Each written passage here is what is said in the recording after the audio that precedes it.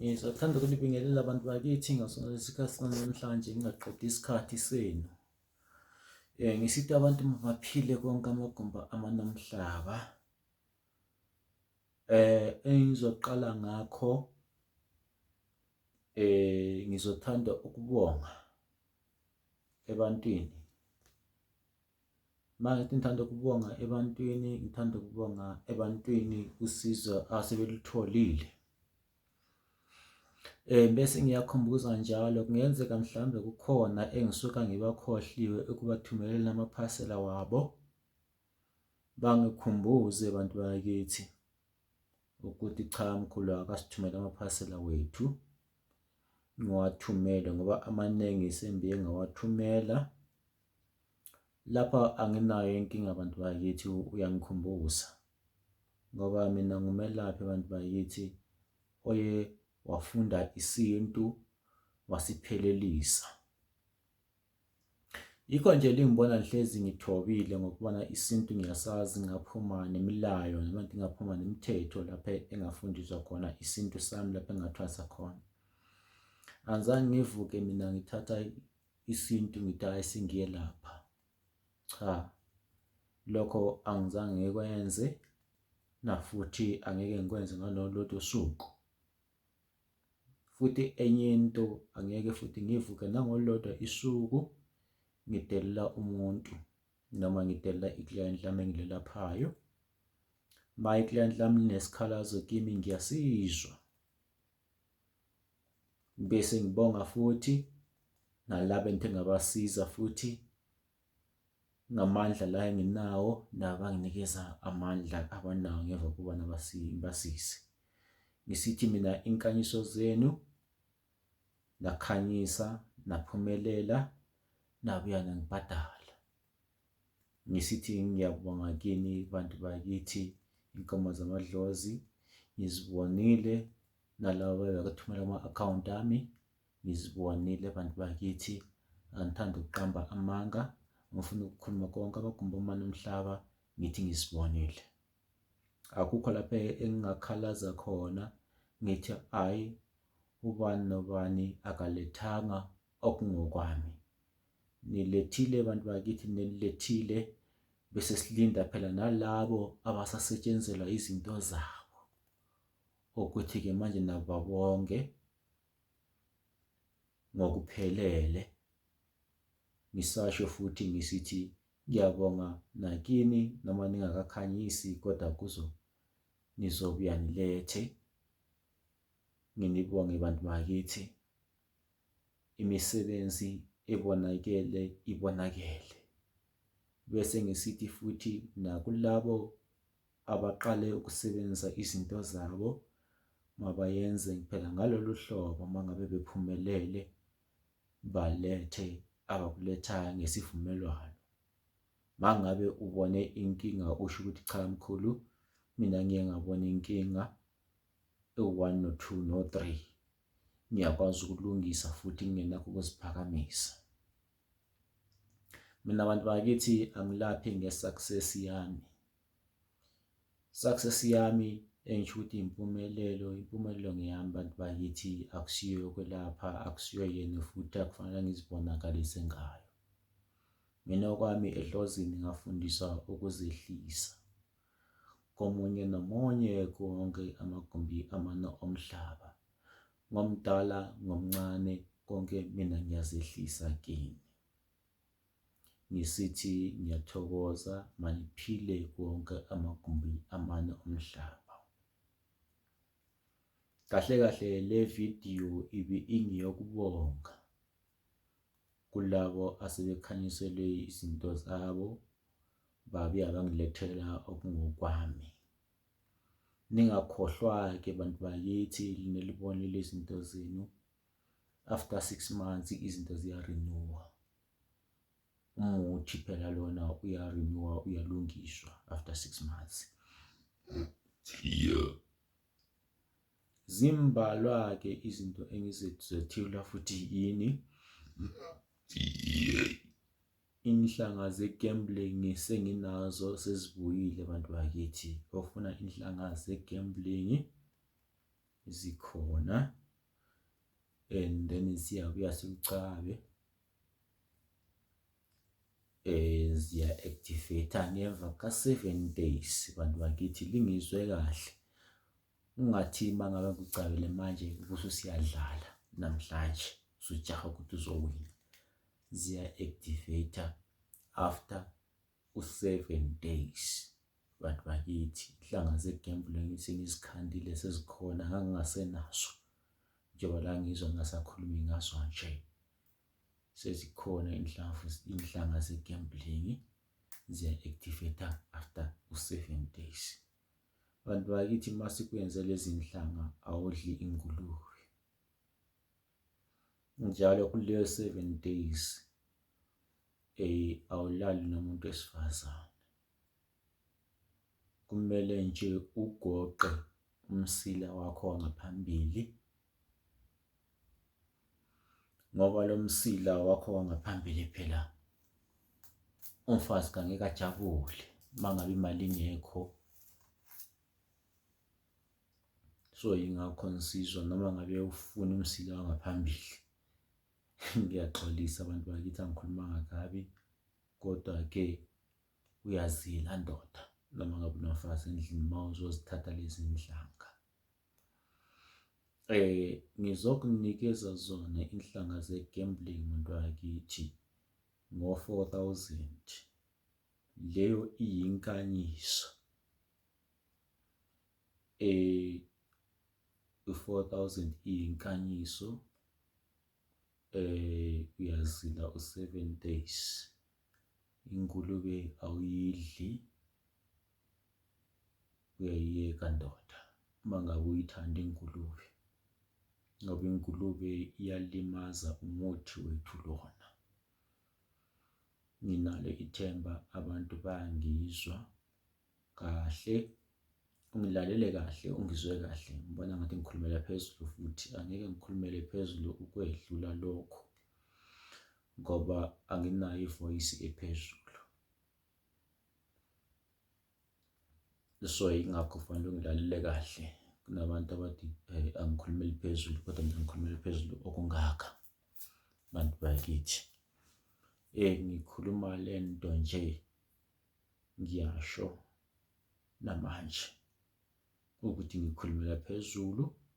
So yingakho bantu bakithi mina ngiyindoda enenhlonipho, ezehlisayo, engaziphakamisi futhi komunye umuntu. Ingakho-ke nami angifuni umuntu oziphakamisayo kimi, ingoba mina ngizehlisile. Ma ngabe wena unendlela yakho ufuna ukwenza ngazo izinto, ungezi kimi, zenzele, ngoba khanya uyabonakala ukuthi uyazi, kodwa ezami inhlanga zisebenza after 7 days ese-gambling. Lotto wala casino ziyasebenza after 7 days. Uma ngabe unenkinga ozizwa mhlawumbe siyahamba ebantwini uthole ukuthi awusizakali, siyakwazi ukukuhlolela online, kodwa ukuhlola over the phone ngu-500. Bantu bakithi vele angibuyele emuva, kodwa uma uzohlola lapha esigodlweni ngu-400. So yingakho uma ngabe uzizwa ukuthi ufuna ukuhlola ukhululekile, ngiyakwazi ukuhlolela. Uma ngabe izinto zakho zihamba kahle, siyakwazi ukuthi hayi into zakho zihamba kahle. Uma zingahambi kahle, siyakwazi ukuthi sikutshele ukuthi awuhambe mhlawumbe uyogezwa, noma uhambe komunye umuntu uyohlola lento esikutshela yona ukuthi ihamba kanjani, uqinisekise izinto zakho. Ngiyabonga kulaba abazwile njalo, abazizwayo, abazaziyo into abayifunayo empilweni yabo. Bese ngibuya kule nto ngizothanda ukuthi ngikhulume nani. Ngizokhuluma nge-MOJO bag. Sithi MOJO bag. MOJO isikhwama, MOJO bag isikhwama. Bantu bakithi uma ngabe ngikhuluma nge-MOJO bag, ngizoqala la. Kunabantu abake bengifonele abangabelaphi kakhulu, befuna imithi ukuthi mhlawumbe bangathenga imithi kimi bantu bakithi. Ngibona ngathi imithi yokuthengisa mina angisenayo, anginayo futhi angeke ngibe nayo. Nginemithi yokusiza abantu bami, amaklayenti wami ikakhulu, ngoba ngiyathengisa eminye imithi ngiyithola nzima. Yingakho-ke angeke ngiyithengise, angeke futhi ngilinikeze, ngoba imithi ngiyayihambela abantu bakithi, ngispendela amaklayenti wami ukubana ngilungisele izinto zamaklayenti wami, izinto zabo zilunge. Ingakho-ke angeke ngibe nayo imithi yokuthengiswa abantu bakithi, nemithi yokusiza amaklayenti wami. Engingakusho ukuthi sivale samukele lezi izikhwama thina esinazo esazinikezwa singafuni ukwengeza. Izikhwama ziyamoshakala abantu bakithi, ngisho likhulumela kakhulu kwizinyanga ngokufuna liyengeze izikhwama. Don't modernize ngesiLungu izikhwama zamadlozi. Singamodernizer noma ngithi sithi sifuna ukukhuphula izikhwama zamadlozi, sizozilimaza izikhwama zethu, sigcina sesifaka imithi engalunganga, engazange mhlawumbe idlozi lakwenu noma lakamlotshwa noma elakaMbanibani noma elakaMnguni. Lithola idlozi lakaMnguni nelakwaZomba, selithola ukuthi kunemuthi elingawazi lapho. Isikhwama siyamoshakala. Yikho abantu bakithi kwesinye isikhathi lithola ukuthi izinto lizenza zingasenzeki ngendlela ngoba selithanda ukwengeza imithi. Asenzeni lokho esikwaziyo ukuze abantu baphile, njengalokho nami engikwenza lokho engikwenzayo ukuthi abantu baphile. Ngizoyideda lapha, ngisoze ngiyikhulume kakhulu. Benthe mina ngikhuluma nge-MOJO kakhulu. I-MOJO bantu bakithi isebenza after 3 days, izoba isebenza mangabe sikukhandele yona. Le MOJO kunemikhuba thina esiyenzayo mangabe uthe wayifuna wena, ngiyahamba ngikwenzela imikhuba yonke bese ngiyokutshela ukuthi uyiphahlele kanjani wena. Angisoze ngiveze kakhulu ngoba ngiyesaba abantu bakithi ukuveza izinto eziningi, ngoba sithole ukuthi izinto zethu ziyathathwa, uthola ukuthi umuntu ongayazi into sesithi yena naye uyayazi uyayenza. I-MOJO bantu bakithi mangabe uyifuna wena ngokwakho uyabuya no-10 rand, no-20 rand, no-50 rand, no-100 rand, no-200 rand, ubusumbhadala ne-2 rand, no-5 rand, ne-10, 1 rand. Ubusubuya no-50 cent, ungalethi 20 cent, ungalethi 10 cent. Ngiyakwazi ukwenzela i-MOJO and that MOJO engiyishoyo isebenza izimanga. Isebenza izimanga abantu bakithi. Eyinto yakho engizobuya ngikutsheleni ukuthi uyithathe uyihambise kuphi nakuphi. Ibisi-ke manje isiyokwenzela iy'ndodla zemali. I-MOJO leyo siyayidinga abantu bakithi ukuthi wena mangabe uzimisele siyakwenzela yona. Kodwa-ke iqiniso engingalikhuluma abantu bakithi ukuthi kufanele uyihlabele inkukhu ebomvu mangabe uzoyisebenzisa, mangabe sesiyiphahlele saqeda. Nginalo ithemba abantu bayazwisisa. I-MOJO leyo ngathi mina mangisenza le mali esheshayo ngathatha amadoda ambalwa ngayenzela namanje ayaphila. Yingakho-ke ungizwisise kahle mangabe ngiqala ngithi first come first serve. Mangabe uyifuna ndoda iMOJO bheki, first come first serve, ngizokunikeza ngo-3.5 and then into ekhona mangunikeza 3.5 first come first serve. I-first come first serve ngithi abantu abawu-20 ngo-3.5 ngiyakunikeza, and then abantu bangu-20 bengahlangana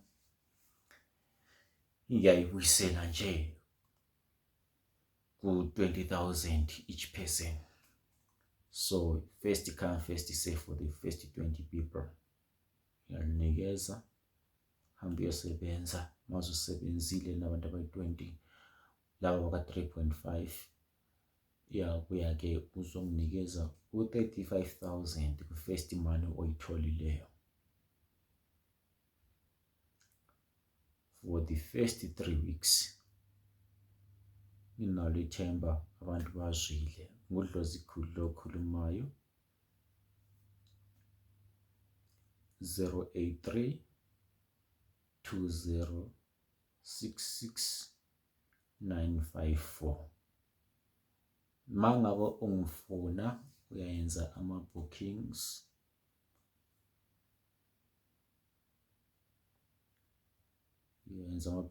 ungifonele ku-083 2066 954. Isigodlo sami esikhulu siku-4178 Grape Street, Brandfisher Phase 1 Soweto. Sibonge abantu bakithi abazwile. Umuntu ofuna usizo akangifaka ku-interview uyabhukha azothola usizo first come first served. Then after that bengenela leli nani engithe ngiyalifuna ngiyenzele inani liphansi yakhuphuka abantu bakithi, futhi angeke ngibuyele emuva ngithi mina hayi ngizokuzwela ngoba ehamba emuva ibanjwa izinja. Ngisithi mabaphila abantu bese ngibeka into ethile, futhi kunalabo abantu abathi bona sebehambile abalungelwa izinto zabo. Only this Saturday yamhla ka-2 December ngizoba nginamafutha amahle okugeza umuntu ngo-12 ebusuku. Ngiyamnikeza ahambe umuntu ayogeza. Lawo mafutha ngiyakunikeza kuphela ngo-2,000 umuntu wakithi uhambe uyogeza ngo-12 ebusuku. Mangabe uthi uyagembula akulungi, uyahamba ebantwini akulungi, noma uyenzani emshadweni akulungi, umuntu wesifazane umuntu wesilisa, ngizokunikeza wona. Nawo awakho maningi, angabantu abayi-30 kuphela, amanye azobuya futhi abekhona mhla ka-7 December. Kodwa-ke ngizowanikeza abantu ngalo mhla ka-2 December ngaleli nani engilishilo. Udlozi khulu uyamthola ku-083 2066 954. Kodwa-ke into engiyifunayo mina, ngifuna umuntu ozaziyo ukuthi ufunani empilweni. Yiyo nje into engiyifunayo, umuntu osezinikezele ngenhliziyo yakho ukuthi yena ufunani empilweni. Hayi umuntu ozokhontrolwa ngumfazi, hayi umuntu ozokhontrolwa yindoda. Kodwa-ke umuntu ozobonisana nendoda yakhe, umuntu ozobonisana nomfazi wakhe. Yibo labo bantu engibafunayo abantu bakithi. Ngisithi udlozi khulu ukhona. Mina ngisebenza ngokwesintu, angifuni ukusetshenziswa ngumuntu ngentando yakhe, afuna ngendlela afuna lokho, indlela afuna ngisebenza ngayo yena. Ngokubona abantu bakithi kukade ngisebenza from 2002 kuze kufike namhlanje. Ngisebenzisa inhlonipho, abantu bephila, ngibakhiphe ematsheli, abantu ababoshiwe amacala amakhulu ngibakhipha. Bayangazi kwelakithi eZimbabwe, bayangazi eBotswana nase-South Africa, lapha bayangazi abaningi, ngibasizile abantu abaningi bayaphila. Yingakho-ke edlozini mina angicontrol noma angizicontrol edlozini nginje. Idlozi leli ngicontrolayo ngoba ngiphahla ikilo lingitshela ukuthi ngiyenze kanjani ukuze umuntu aphile. Ngiyabonga abantu bakithi, ngisithi abalele nabavukile mabaphile, ngoba manje ngikhuluma ngaso lesi sikhathi ngingalele 13 minutes to 4. Ngisithi abantu baphile, ngiqeda imisebenzi yabanye abantu ngaso lesi sikhathi samanje. Sinami sengiyathi ngiphumuza umzimba ngo-6 AM ngiyavuka ngiyophahla imisebenzi yabantu, imisebenzi yabantu miningi. Ngisithi philani lapho elihleli khona, labo basezibhedlela ngithi mabaphile, nasebasemajele ngisithi mabaphile, ababoshelwe amacala abangawazi ngoba abanye baboshelwe amacala abangawazi, ngisithi mabaphile. Siyathokoza, siyabonga, ngisithi amen. Inombolo yami ngu-083 2066954. I-address engisebenzela esigodlweni 4178 Grape Street, Bravisha Phase 1, Soweto. Kodwa uyabhukha mangabe into ifuna. Lizwile ngithe first come first serve, kuleli nani lishilo. Ngemva kwalaphaya iyabuyela inani lethu esivele silibiza. Ngisithi mabaphile, lingangixeki njalo lingangiforce ukuthi mangabe inani engilishilo ezintweni lezi engilinikeza sona ukuze ingane zami ziphile, zidle ukhisimusi omuhle, babhadale i-school fees nonyaka ozayo, ngoba siphilela ikhisimusi kuphela, siphilela ukuthi abantwana bethu baphile nangonyaka ozayo. Okunye nokunye abantwana umntwana uphile kahle, ikwazi ukuba ne-stationery kokunye nokunye, abantwana baphile kahle, nani lidle kahle. Ngisithi philani ngegama ledlozi nelikaNkulunkulu, umveli kuqala elithi nina muveli ngqakhi. Siyabonga.